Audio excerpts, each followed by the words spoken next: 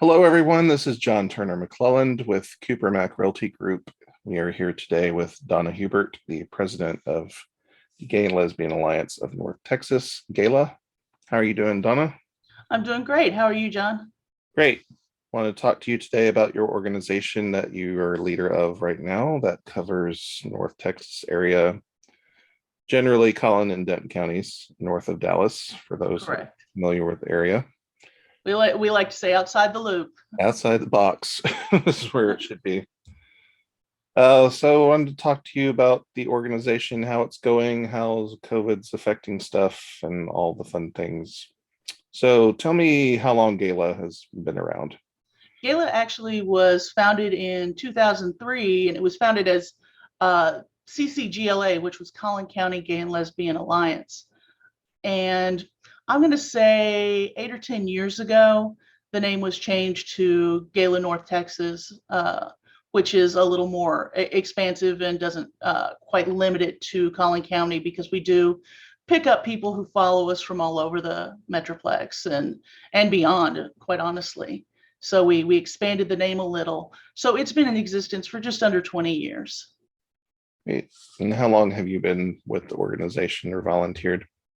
I came into the organization about 6 years ago, and I've been president for the last two during all the fun COVID times.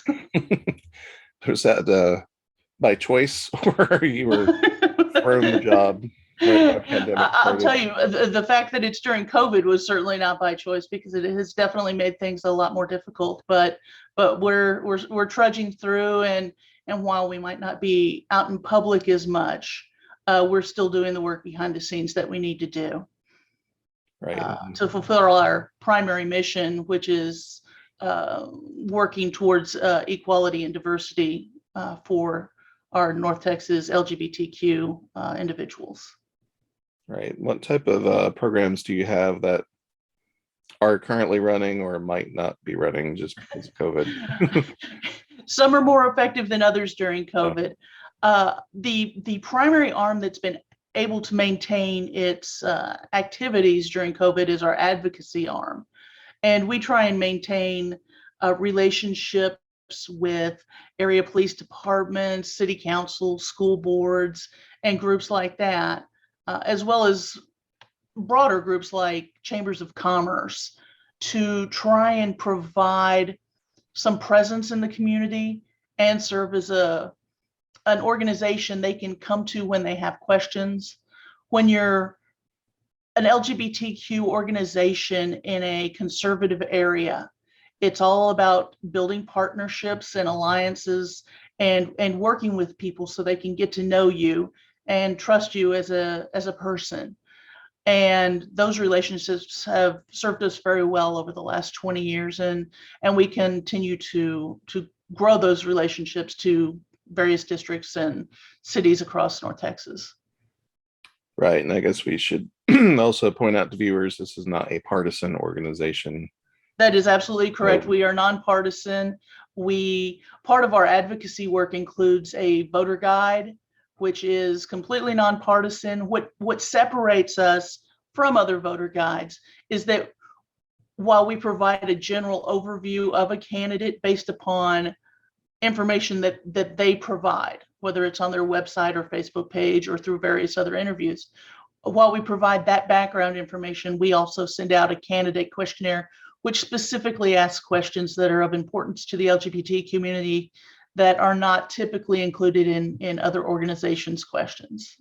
right. Yeah, the people who affect our day-to-day lives are these city councils and school boards, and they're the ones we work with the most. So those are the ones we try and spotlight a little bit, because when you're running for, say, the state legislature, there may be more questions about LGBTQ just because of the nature of the job and the fact that there are LGBTQ bills, both pro and negative, that are run in Austin every session. Since you brought that up, let's talk about those right now. Those watching may or may not know we are in our third special session this year. We should not have a legislature running in September, but we do. And of course, one of the bills that keeps coming up for the fourth time now That is correct. has to do with trans children in sports. Yes, it does. And the way we look at it is by continuing to bring this up, the legislature is picking on the absolute most vulnerable kids we have. My personal passion in working with GALA is geared towards youth and the LGBTQ students, and having to watch them go down to Austin and justify their existence before people who won't even bother to meet with them and talk to them and learn about them, it is really heartbreaking.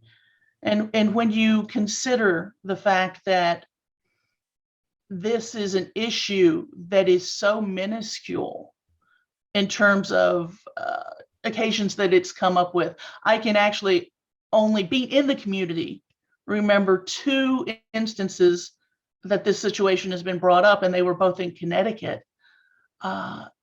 It's nothing more than fear mongering to me, and picking an easy target. And it really disappoints me that this issue keeps being brought up over and over again. Those families have been through enough at this point. And we see more and more trans kids coming out, and it's happening younger and younger. And the younger they are, the easier the transition is, both socially and physically. And I think that if the legislators would take the time to sit down and meet some of this new breed of trans youth that's coming out, that is so eloquent in their ownership of who they are and why it's important, it can really shape minds and how they think about it. And quite honestly, this sports bill is not good, but they've also introduced legislation which would criminalize a parent receiving medical services that are trans affirming for their child. And that is the kind of bill that really scares me. The athletic bill won't touch many. The other piece of legislation would result in a significant increase in suicides or attempted suicides in transgender youth. And at this point, we already see over 52% of transgender youth attempting suicide. And that's just, to pick on that demographic is just unconscionable to me. So what can parents and their kids and allies do to right now deal with the legislation at hand or going forward? When it comes to being an ally, you have to be out there and you have to be vocal about your support of the community, whether it's the LGBTQ as a total, or whether we're specifically dealing with trans issues. You need to educate yourself on the community, be aware of what's going on in the legislature, and you need to pick up the phone and make the phone call, or open up that email and reach out to your legislator. It doesn't really matter how you get in touch with them, but you have to get in touch with them and let them know that as a constituent, you do not stand behind this bill, that it is dangerous, and here is why. And you have to be respectful, obviously, in how you address it, but you have to be out there and you have to be front and center. And you have to deal with it daily. It's not, being an ally isn't about picking up the phone every time a special session is called. It's about watching what's going on around you, whether you're in a store or the library or church. It doesn't really matter. If you see somebody being discriminatory against an LGBTQ individual, you need to step in and say, hey, wait a minute. We all bleed red.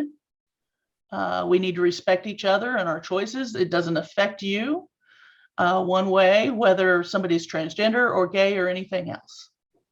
It's who they are. It's who they were born to be. Let's leave it at that and all live together. Right. Yeah. Anyone watching also, you can go to GALA's website or Facebook page and find out where to go from there too. Right now, and our We'll have- Facebook page is always just more up to date with the ongoing news cycles. And we will have those links posted for people as well when we post the interview. So we got that going. You got your youth programs going. Hopefully you'll have something else once COVID gets out of the way. Typically, we have a fairly robust community division, which includes monthly mixers and special events,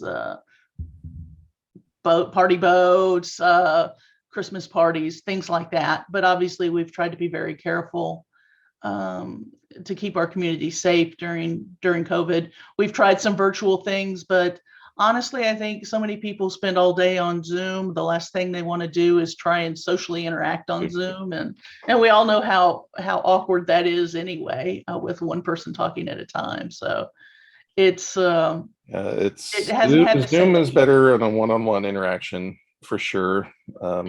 Exactly. Multiple people who don't understand talking over each other doesn't work well on the internet. So Exactly. And we also have our education division, which does quarterly events, which again, because of COVID, have been impacted. We usually try and do at least one that's related to the transgender community. We have events that are focused on gay adoption and building a family, which is very popular. And we partner with Rainbow Roundup for those events.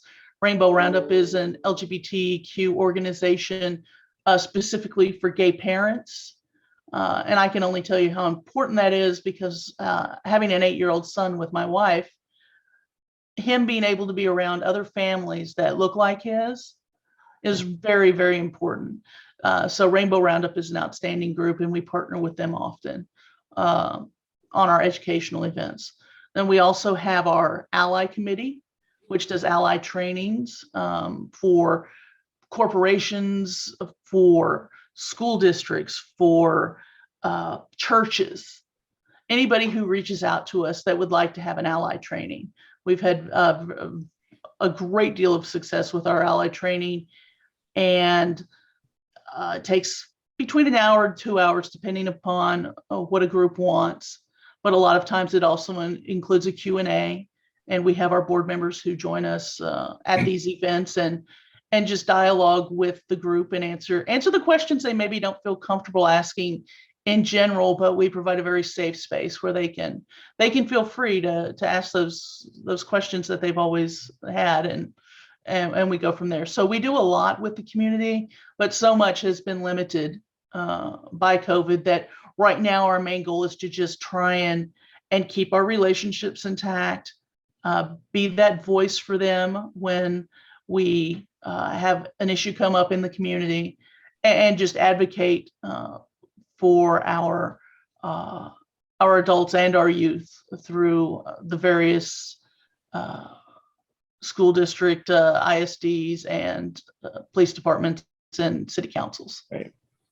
Thank you for being here today, letting everyone know what's going on, and hopefully people watching can get involved with GALA, or if they can't get involved with GALA, talk to their legislatures and their local elected officials and let them know what they think. Yeah, we're always here and happy to help answer questions anybody might have, especially with real estate agents, having folks moving in from out of state. If those people have questions, they can always send GALA a message.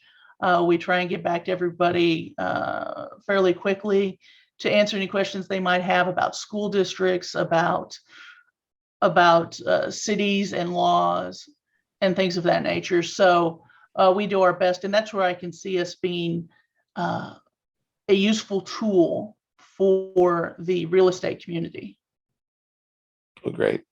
Well, Donna, I appreciate you being here today, talking to me and everyone watching. Everyone watching, thank you again. This is John Turner-McClelland with Cooper Mac Realty Group. Everyone have a great day. Thanks for watching. Thanks, John.